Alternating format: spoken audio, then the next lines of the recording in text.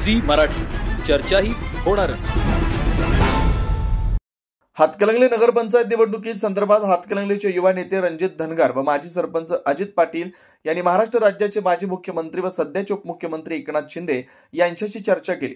यावेळी उपमुख्यमंत्री एकनाथ शिंदे यांनी शिंदे शिवसेनेच्या मार्फत निवडणूक लढवण्यासाठी योग्य उमेदवार व नगराध्यक्ष पदाचा योग्य दावेदार निवडून निवडणूक लढवा, परिणामी त्यासाठी आपण लागेल ते सहकार्य करू असं आश्वासन रणजित धनगर व अजित पाटील यांनी दिलं। यावेळी युवा नेते रणजित धनगर यांच्या वतीने महाराष्ट्र राज्याचे उपमुख्यमंत्री एकनाथ शिंदे यांचा सत्कार करण्यात आला।